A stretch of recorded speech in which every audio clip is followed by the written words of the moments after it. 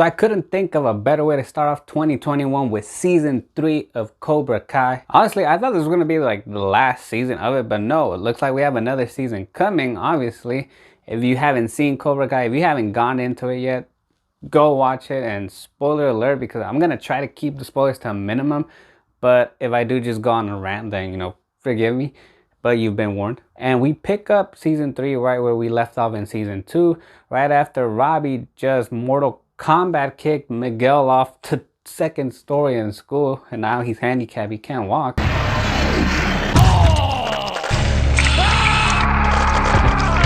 Fatality. So after all the tension, after all the secrets that were hidden, all these love interests that we didn't know about, well, Danny and Johnny didn't know about with his son and Sam and Miguel, that love triangle. And then now with Tori, which, it's 4 people now, it's not a triangle anymore, it's a love square. What the hell did you just say? So now that's all in the open. The rivalry between Cobra Kai and Miyagi-Do, it's built up. I mean, we finished out with this breakout fight that happened in school, but that still continues. What the season really does more is just give more background information on John Kreese and Daniel, finding out more information, more stuff that he didn't know about Mr. Miyagi. The fact that Kreese got more screen time and just more background information that we didn't know about, more background info on his mentality, on why Cobra Kai is what it is. It's all behind Kreese. It's not really Johnny, because Johnny learned from Kreese. So we learned where Kreese got his mentality, why he is who he is, a little bit of info about him in the military, about why he teaches what he teaches. And we get to know that he eventually is the real enemy. He is the common enemy, both of Miyagi-Do and whoever decided to leave Cobra Kai. If I had to say what the theme of this season is the whole my enemy of my enemy is my friend. There are a lot of rivalries that end up getting fixed and restored. People from Cobra Kai end up joining Johnny's new dojo, he calls Eagle Fang. And so now it's not just 2 dojos, but it's 3 now. And we get a lot of not introduction, but reintroduction to all these characters that we know from this franchise. Like, for example, Ali comes back. We knew she was going to come back at some point from the ending of season 2.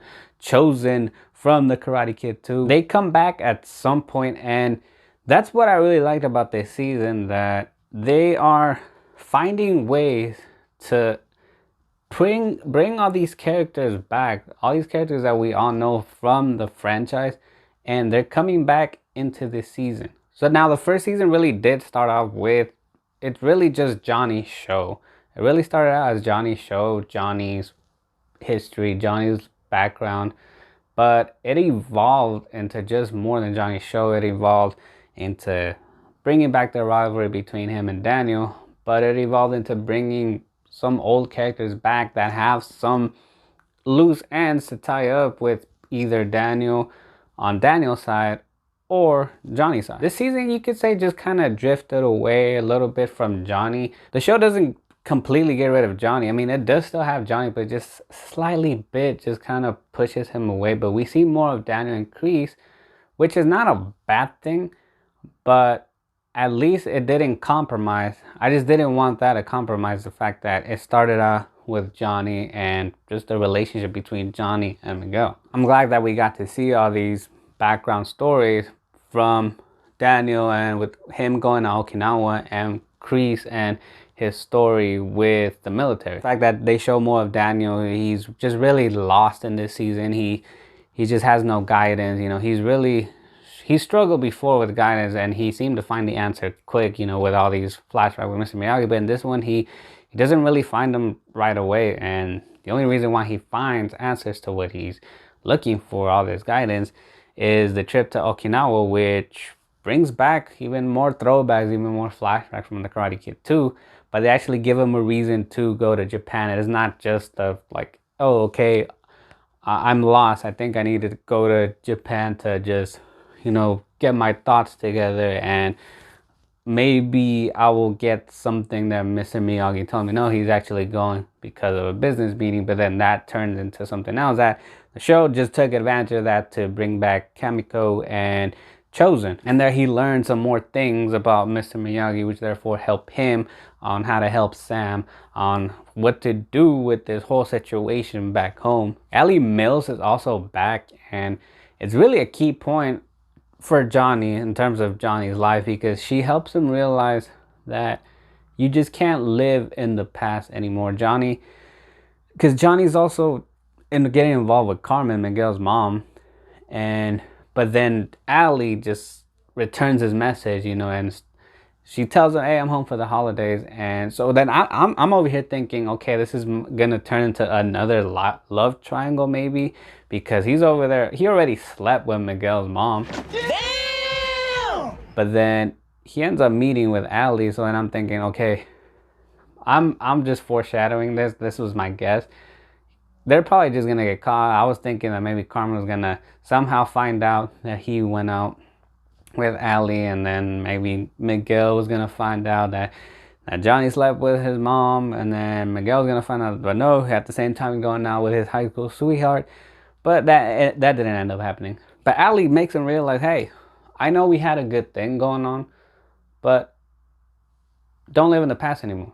Enjoy the people that you got, because you got someone that cares about you. I heard that you're going out with this, with this lady, with this other girl, and appreciate what you got.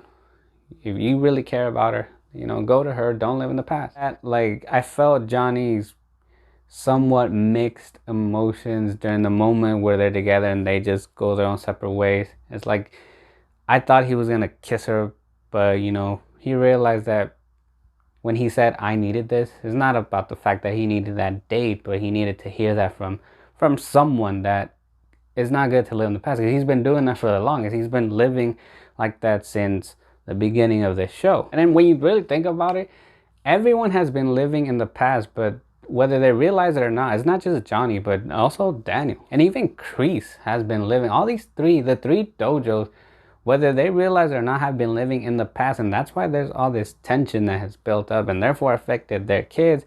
And their kids are now in it. So it's this whole war going on. What I liked about the season is it built up more towards season 4, because now Robbie is now with Kreese. He's now in Cobra Kai because he has nothing to do. He wants nothing to do with his dad. He wants nothing to do with Daniel because he feels like he's been betrayed by both. Bye, Felicia. He doesn't even get that much screen time in this season, which I'm not that mad about, because whenever he shows up on screen, I mean, it's like the same thing. He's just like saying, "Yeah, screw you, Dad," or "I don't want to talk to you." And he tells Daniel, "Yeah, I don't want to talk to you." I mean, that's all he does. Or he's either getting the crap beat out of him when he's in juvie. But that's all we really see of Robbie. We don't really see nothing else towards the end, where he just joins Kreese. And therefore, he's now on the enemy side. So I think next season he's going to be more of a villain, because now that he's with Kreese. But I think maybe towards the end, he's going to turn good, or maybe realize that it's not good to live in the past either, because he holds in so much hate towards Johnny. But he will probably turn good, or maybe not turn good, but maybe realize that everybody has their own flaws, and he might end up just having a good relationship with Johnny. And towards the end, we're left with that theme of the enemy is my friend, because now Johnny and Daniel's dojos have joined forces, and they're teaming up to take down Kreese. So there's some rivalries that are no longer rivalries. I mean, like Hawk and Dimitri are friends again. The fact that Johnny and Daniel are now teaming up says enough. I mean, we kind of just saw it coming. I mean, especially because we know that this feud couldn't live on forever. I mean, the past 2 seasons, we had some moments where they seemed like they were bonding, but it didn't really last that long. But now that they have joined together, I feel like it's going to be that finally that friendship that we all know they could have had before. We all know that they can have, but they just never set the differences aside. So I'm really excited to see what they're gonna do in season 4 with 8 or 9 episodes or so, because they're not just gonna jump into the tournament. I mean, they could have done that this season. That's what I thought. I honestly thought this was gonna be the last one, but I'm excited to see what they're gonna do for one whole season. How are they gonna bring all these struggles or trust issues that people have? Is Daniel and Johnny gonna have these trust issues again? Are they gonna crash between because now they're two senseis that are teaching the same group, so maybe they're both both of their mentalities just might not click right away. Maybe that might break the union between the students as a whole. If this show teaches anything, is that people are able to change. That if you're just able to let go of whatever you have inside, especially if you're living in the past, if you're holding in some hate against somebody, or if you're just, you wish you could just live in the moment of back then, there's no point in doing that. It's just wasting time. You just have to move on and let go, because you're missing out on so much opportunities out there. And that's what I really liked about this show. That's the lesson that we can all take from it. So Cobra Kai season 3, if you've seen it, what did you think about it? Go ahead and let me know in the comments below. If you like what you saw in this video, then go ahead and smash that like button, subscribe, hit that subscribe button. I would appreciate your support. And as always, if you like what you see here, then come back and join me next time on CRTV Reviews. And that is all for today, and we'll see y'all next time.